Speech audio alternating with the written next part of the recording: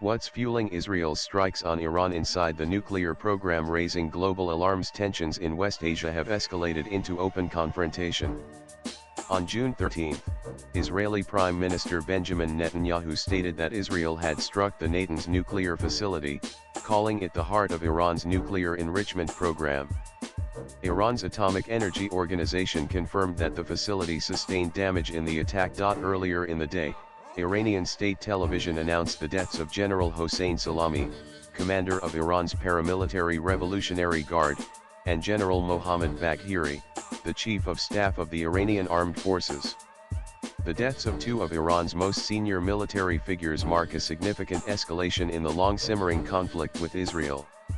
Several other top Iranian military officials and nuclear scientists are also believed to have been killed. These attacks follow months of Iranian missile activity and a growing stockpile of enriched uranium that has set alarm bells ringing globally. At the center of the Israel-Iran crisis lies a question that has dogged global diplomacy for over 2 decades. How close is Iran to developing a nuclear weapon? The Islamic Republic maintains that its nuclear program is strictly peaceful.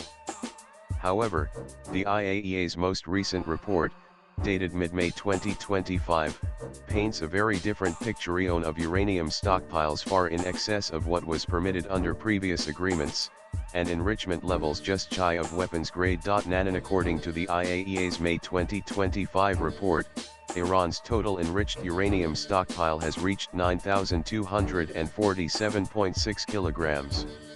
This is more than 45 times the 300 kilogram limit set by the Joint Comprehensive Plan of Action (JCPOA), the 2015 nuclear agreement Iran signed with the P51 China, France, Russia, the United Kingdom, the United States, and Germany. Also read tied to both, siding with neither. Where India stands on the Israel-Iran conflict. Of this, 408.6 kilograms have been enriched to up to 60% purity.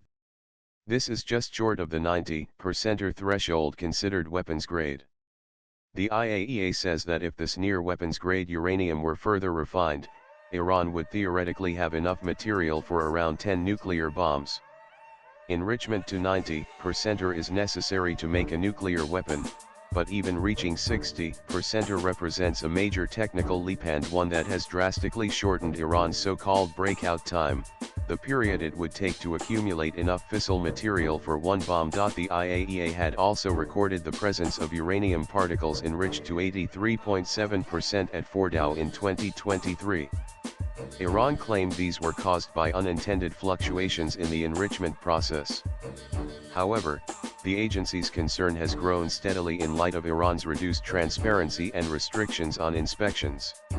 Since 2021, IAEA inspectors have no longer had full access to continuous camera footage and real-time monitoring at key sites, significantly weakening the global watchdog's ability to verify Iran's claims. Yet, as of now, Iran has not officially declared enrichment to 90%, and the IAEA has not reported a resumption of the structured nuclear weapons program it believes was halted in 2003.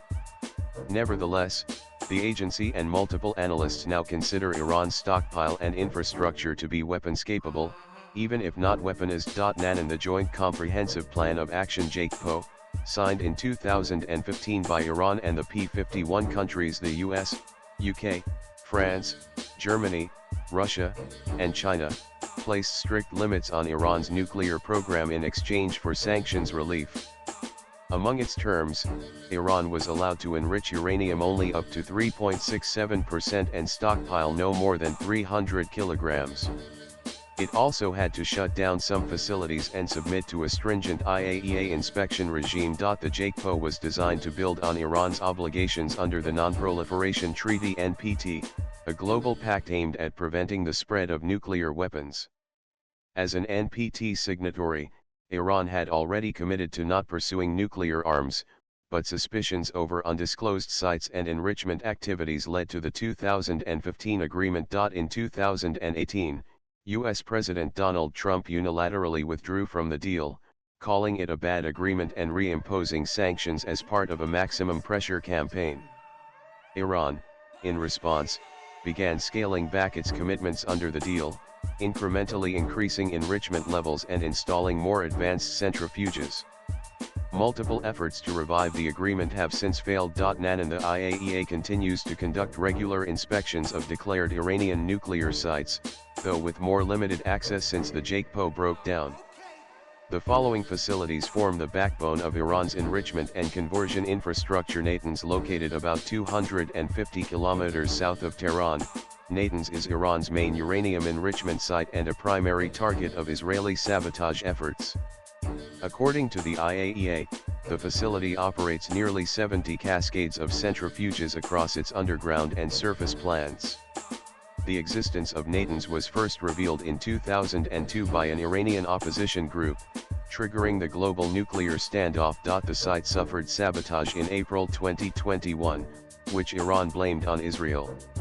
The latest strike on June 13, 2025, targeted this same facility, according to statements by both Netanyahu and IAEA chief Rafael Grossi. Fordow, constructed secretly under a mountain near the holy city of Qom, Fordow was publicly disclosed in 2009.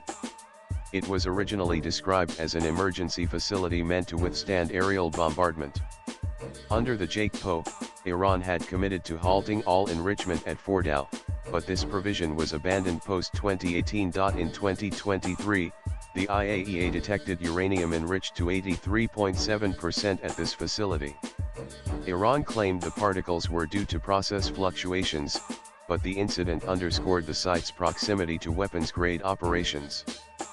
Fordow is estimated to house around 3,000 centrifuges. Isfahan, the uranium conversion facility UCF in Isfahan, processes yellowcake into uranium tetrafluoride and then into uranium hexafluoride gas UF6, the feedstock for centrifuge enrichment. According to the IAEA, Isfahan also contains a nuclear fuel fabrication plant and is the site of a new research reactor announced in 2022. In April 2025, after Iran launched drones and missiles at Israel, the latter retaliated by reportedly striking an airbase near Isfahan, although the conversion facility itself remained unharmed. Qandab Arak, the Arak heavy water reactor, now called Qandab, was originally built to produce plutonium, another fissile material usable in weapons. Under the JCPOA, the core was disabled and filled with concrete. However, Iran has since notified the IAEA of plans to recommission the site by 2026, albeit in a redesigned format that reduces weapons-grade plutonium production.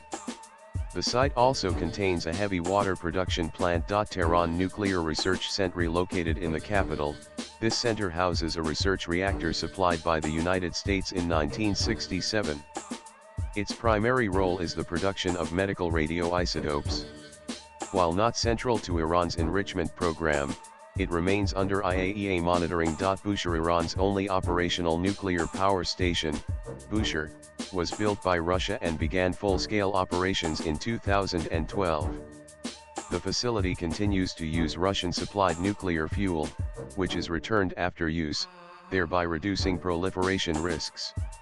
The IAEA maintains full oversight of this plant. Darkhofen and Sirak, in late 2022, Iran began constructing a 300 MW power plant at Darkhofen.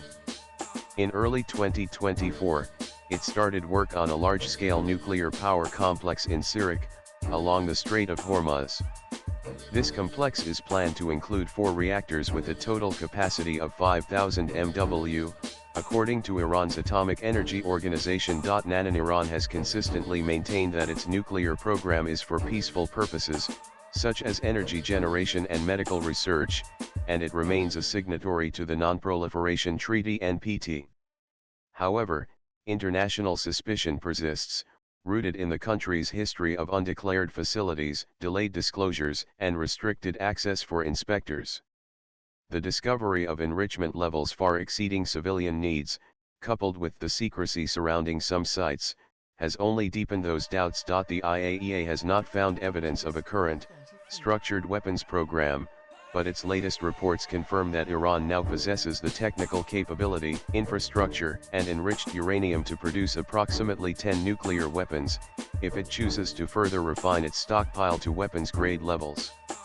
This so-called breakout capacity is what makes the situation so volatile. Nanan swipe left for next video. What makes Iran's nuclear ambitions particularly controversial is the strategic context. It operates in a region already rife with instability, and its nuclear advancement could prompt a regional arms race or preemptive strikes, particularly from Israel, which views a nuclear-armed Iran as an existential threat. What remains unknown, and most feared, is whether Iran will decide to cross the threshold from capability to weaponization. Latest blogs.